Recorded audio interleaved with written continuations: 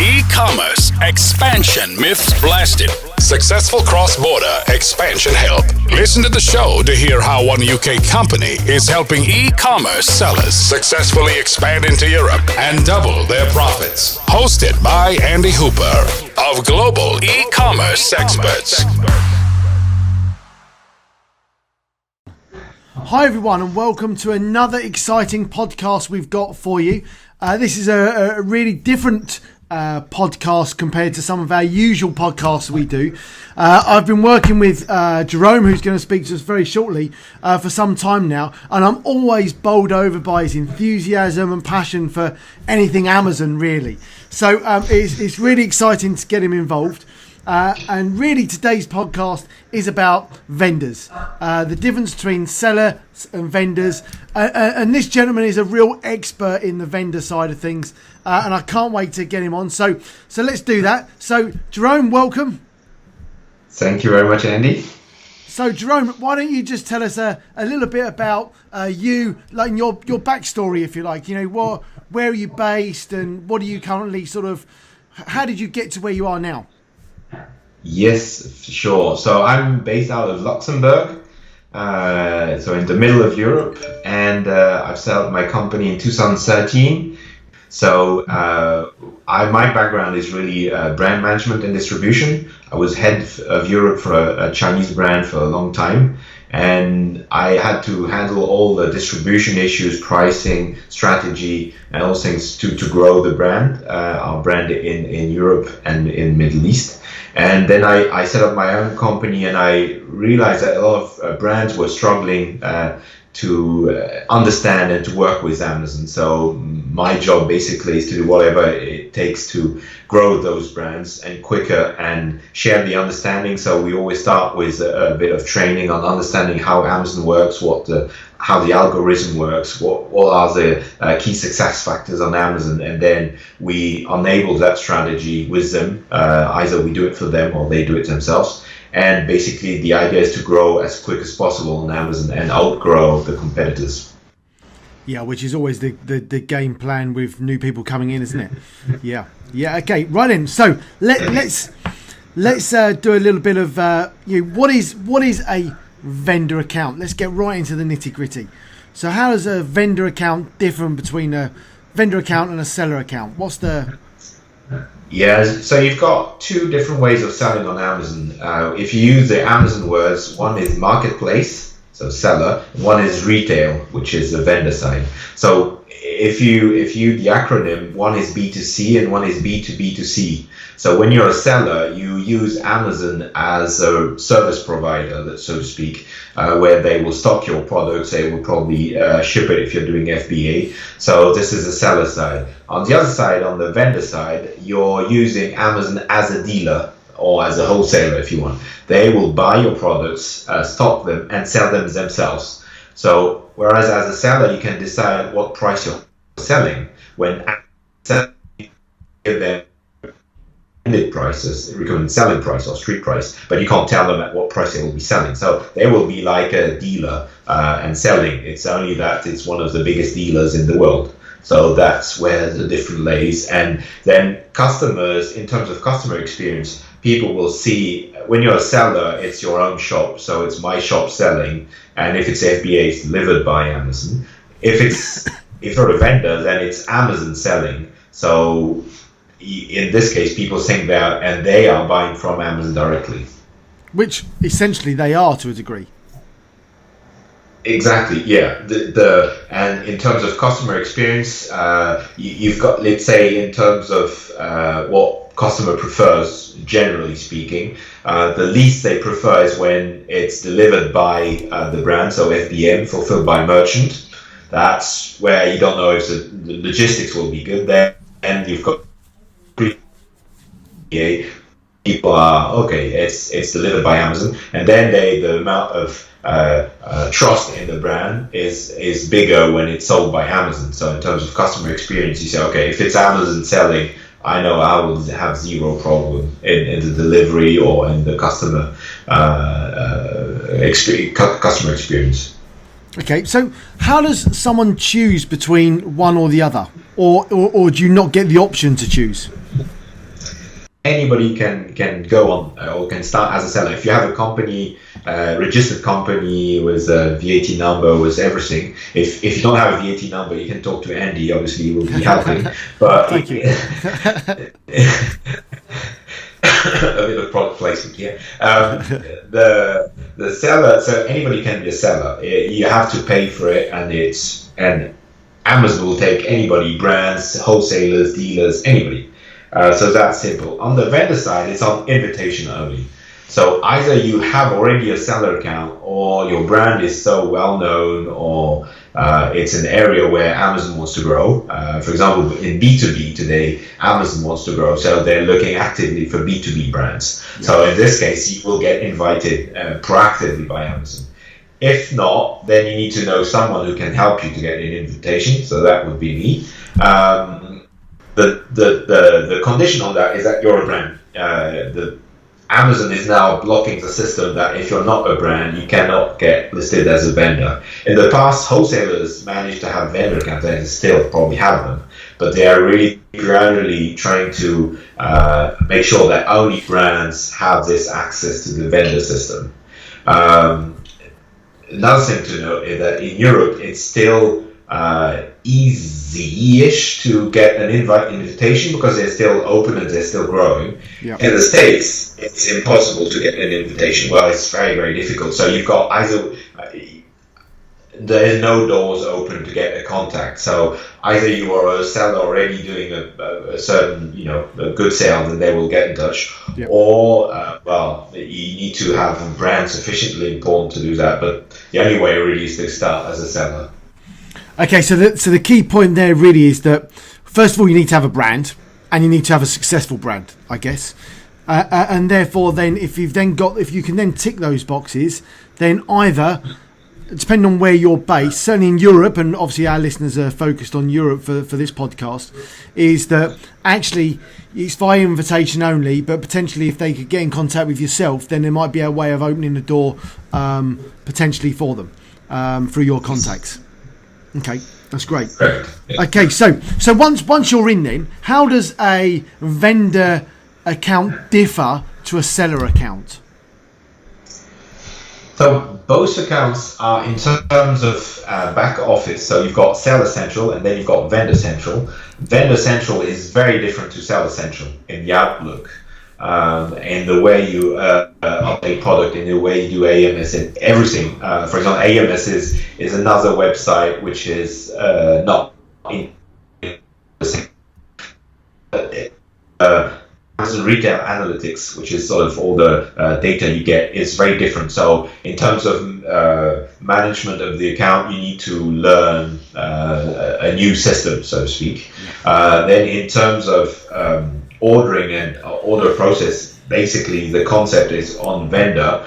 You can decide to have one day where you receive orders, so that would be on the Monday, let's say, and then you need to be able to deliver within the Friday. And that's one of the reasons some brands cannot be a vendor, because they can't deliver within that window. And the other thing is that if you have had experience with as a seller and you do FBA and you ship your export boxes and everything is very simple, when you're a vendor, Amazon will probably buy one piece of each at the beginning, small quantities, and then get going. If your brand has been selling for a long time on Amazon, and you'll probably by buying bigger quantities, but you need to expect or to be ready to do really like you would do with any dealer, which is if the dealer asks for one piece, then you have to deliver one piece. You can always try to set minimum order values or minimum order quantities, but that doesn't always work very well with the system. So that's something you need to adjust, and that's why also we have brands to understand. That's part of the things where, okay, would I fit that system? Is my logistics strong enough? Is my accounting strong enough to follow? Because then you've got a lot of paperwork going on back and forth, because then you're selling to Amazon, and then Amazon has got a huge system. And for example, just one example which Andy knows well about, so VAT, they are not very good at handling VAT, Amazon is. So you always have to check the invoices, because if you're doing business with Germany, for example, they have where in Poland and in Czech Republic. So if your own warehouse is in Germany, you could possibly send goods without VAT to Germany and get returns from Poland with VAT, or the other way around, ship to Poland. Sorry, I mixed things. If you ship to Poland without VAT and get returns from Germany as the same product you've sold to Poland, they send it back from Germany with VAT. So these are the kind of things you need to be ready to handle. Yeah. So and you need an expert in those areas, which obviously we'd love to help people with. But okay, so I mean, for me, how does it differ then? So with the program itself is slightly different, the application, the website, if you like. But as a seller, you sort of do everything. Yeah. So you do everything from the listing to the advertising to the customer service to the deliveries. Literally all encompassing. How does a vendor account differ? Is it the same, or is there some differences in there to make that easier? It's very much the same in the sense that you handle all the content. You have to do everything. Same. The way you upload the content is different. Yep. So there's a lot more upload by Excel files, and then you have to contact the back office team of Amazon, because a lot of mistakes occur between the Excel file and what really happens online. So the concept is very similar. Like, you handle your advertising, you handle your content. All the customer relationship, though, is handled by Amazon. So it's very much like if you're doing FBA, because if you're doing FBA as a seller, a lot like any communication with the end consumer on the orders is Amazon is doing. As a vendor, belongs to Amazon, and they don't share anything on what's happening with end consumers on the order side. So in this case, it's really like a dealer. With a dealer, you would not take care of what's happening between him and his customer. That's also the case. The rest is very similar. Okay, all right, good.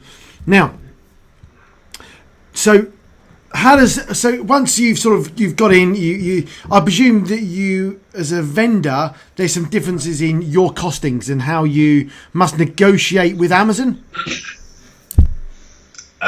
Yes, indeed. Because they act as a seller, as a dealer. Sorry, they act as a dealer or wholesaler. So yes, they buy and sell your products. The thing is, they are very different to any other dealer or online platform in that sense that there's not because you have a category vendor manager who's in charge of a category, or you have an onboarding vendor manager, which is only in charge of onboarding new brands and will follow you for 1 year. Yeah. So from January to December, and the next year they will say bye-bye, and then it's all self-service again. Yeah. So what happens is the vendor managers don't talk much about prices because it's all run by the algorithm. So the system of Amazon will check, will figure in all the costs into the product, and will see if they are profitable to sell your products. Yep. So actually, you don't really have a discussion about prices, and I would advise never to discuss prices with a vendor manager, because he will probably tell you, I need whatever % margin, which actually he doesn't really know, because it's all the system who's handling that. Right. And they work on very tight margins anyways. So you have other products.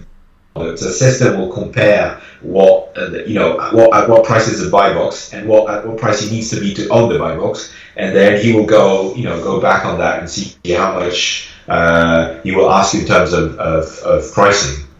Now that's on the price. On the other side is when you start, they will ask, you will have to sign what they say co-op agreements. So it's terms, let's say, back-end terms. So you have two or three. So one is the payment term. So it could be anything from 90 days, 30 days, 90 days with percentage. So this is where, okay, we have people give them a benchmark what normally goes. So it's very category dependent. So depending on the category, or the country, sometimes they ask for 90 days, sometimes 30 days. It's not very transparent. The second thing is the marketing funding, which is different from AMS. Basically, they say, okay, you need to give us a which we will spend to advertise your products. This is not transparent. We don't know exactly what they're doing with it, but that's what they ask. Yep. They can have a damage allowance. So that's something where they say, okay, either you take care of all the returns, effective returns, and we send over everything, you take care of it, or you pay a damage allowance, which would be 4, 6, 8%. Also, that's the same. So that's the kind of discussions you can have. And then you've got another term, which is do you give right to Amazon to send you back overstock, meaning old stock, something like that. So that's the thing at the beginning. You need to be careful what the agreements they will send you and on what you agree. But as it's an invite-only system, sometimes it's not very easy to discuss at the beginning, but say, okay, that's in our category, that's how, that's the level, and it's very difficult to negotiate. Right, okay. Yeah, okay, all right, well, perfect. So, I mean, if people are listening to this and they're currently in Seller Central and they've got a brand, what should they be thinking? That this is an opportunity for them, this is an option, or should they sort of just sit back and think, I'll just wait for someone to contact me? So that's where it's a decision to take. The idea is you've got 3 ways to work with Amazon. One is seller only, one is vendor only, and one is hybrid.